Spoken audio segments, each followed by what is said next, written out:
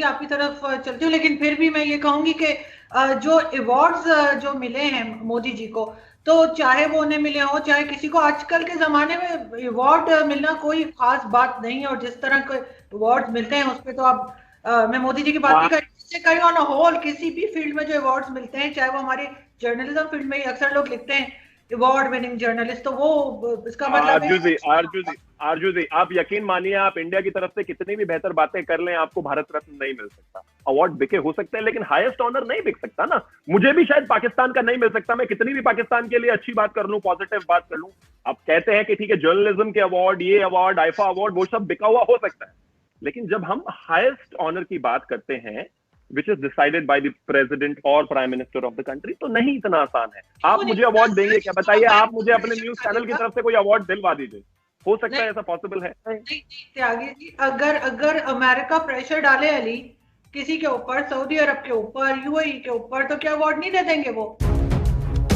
Madam जी, एक बात याद रखना, मोदी जी को जितने भी अवार्ड्स मिले हैं वो मुस्लिम कंट्री से मिले हैं, वो भी कलम 370 हटाने के बाद। वीडियो में आगे पाकिस्तानी पत्रकार भारतीय पत्रकार से पूछती है कि नरेंद्र मोदी हर बार पाकिस्तान की बात क्यों करते हैं। इस पर भारतीय पत्रकार ने शानदार जवाब दिया। वीडियो पूरा देखिए और मजा लीजिए।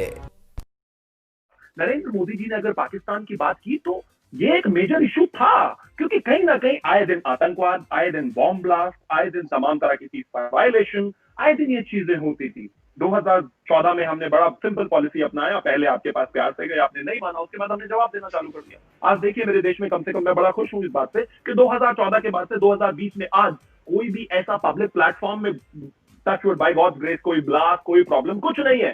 चीजें बेहतर हुई, हमें डील करना पड़ा। भारत में मोदी सरकार आने के बाद पाकिस्तान को एक के बाद एक ऐसे झटके मिले कि उसके बाद पाकिस्तान भारत के साथ पंगा लेने का सपने में भी नहीं सोच सकता। तो चलो जानते हैं भारत ने पाकिस्तान को कब कब और कैसे कैसे सबक सिखाया। आपने हमारे साथ कोशिश की, पठानकोट में सारी चीजें हुई, हम सर्जिकल स्ट्राइक लेकर पहुंच गए, आपने फिर से किया, हम एयर स्ट्राइक लेकर पहुंच गए, आपने तमाम तरह की चीजें की, हम पहुंच गए, क्योंकि पाकिस्तान ने और पाकिस्तान की जो एक जो प्रॉक्सी वॉर जो था, आतंकवाद ने जिस तरह से मेरे देश को डिस्टेबल करने की कोशिश की, वही एक सबसे मेजर और सबसे इंपॉर्टेंट इशू था जिसको रिजॉल्व करना था। मेरे देश के प्रधानमंत्री ने सबसे पहले आते ही वो किया। आप इसको फेनेटिक कह सकते हैं, लेकिन ये मेरे देश की रियलिटी थी, और उसके बाद से हम कहीं ना कहीं सुकून में है।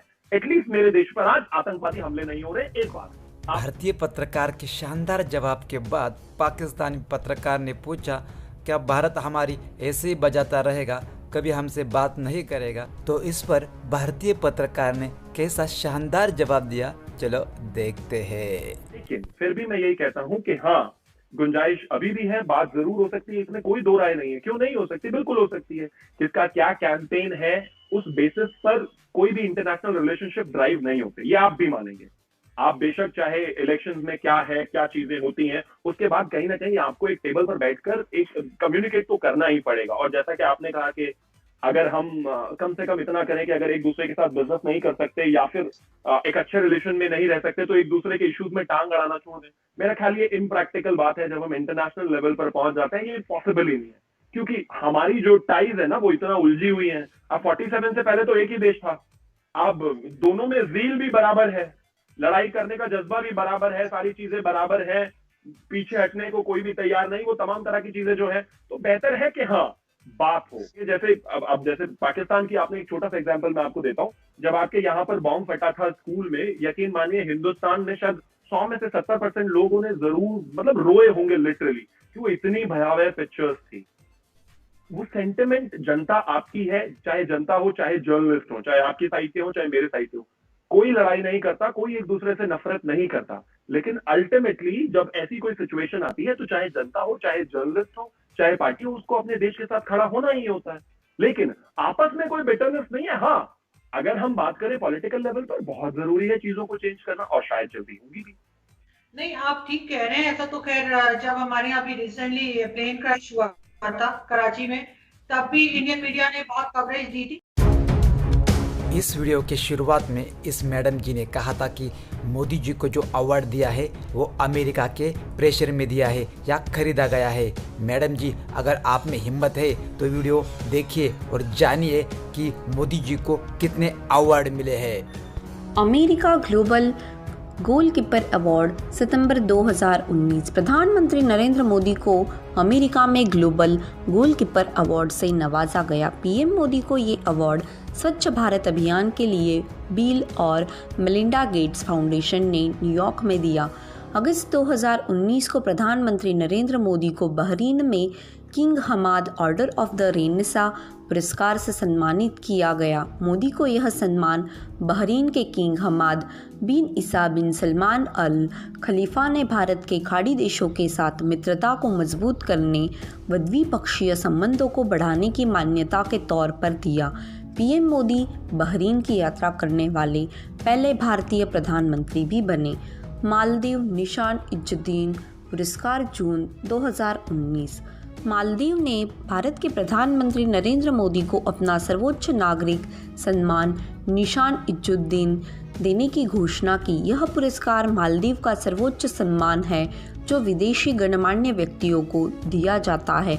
गौरतलब है कि भारत पड़ोसी देश पहले की नीति के अनुसरण कर रहा है और पीएम मोदी मालदीव के साथ द्विपक्षीय संबंधों को अधिक ऊंचाई तक ले जाने में सफल रहे हैं। रूस Order of Saint Andrew the Apostle पुरस्कार अप्रैल 2019। रूस ने प्रधानमंत्री नरेंद्र मोदी को रूस के सर्वोच्च सम्मान Order of Saint Andrew the Apostle से नवाजा। रूस ने पीएम मोदी को ये सम्मान रूस और भारत के बीच विशेष रणनीतिक भागीदारी को बढ़ावा देने के लिए प्रदान किया। यूएई ऑर्डर ऑफ जायद 4 अप्रैल 2019 को प्रधानमंत्री नरेंद्र मोदी को अपने सर्वोच्च नागरिक सम्मान ऑर्डर ऑफ जायद ने नवाजने का फैसला किया। मोदी यह सम्मान पाने वाले पहले भारतीय हैं। प्रधानमंत्री मोदी को यह सम्मान भारत और यूएई के आपसी संबंधों को मजबूत करने के लिए दिया गया। अक्टूबर 2018 प्रधानमंत्री नरेंद्र मोदी को दक्षिण कोरिया में सियोल शांति पुरस्कार प्रदान किया गया। पीएम मोदी को यह पुरस्कार भारतीय और वैश्विक अर्थव्यवस्था के विकास में योगदान के लिए दिया गया। वह इस पुरस्कार को पाने वाले पहले भारतीय बने। सितंबर 2018 नरेंद्र मोदी को संयुक्त राष्ट्र के सर्वोच्च पर्यावरण पुरस्कार चैंपियंस ऑफ अर्थ अवार्ड से नवाजा गया। जून 2016 नरेंद्र मोदी को अफगानिस्तान के सर्वोच्च नागरिक सम्मान आमिर अमानुल्लाह खान पुरस्कार से सम्मानित किया गया।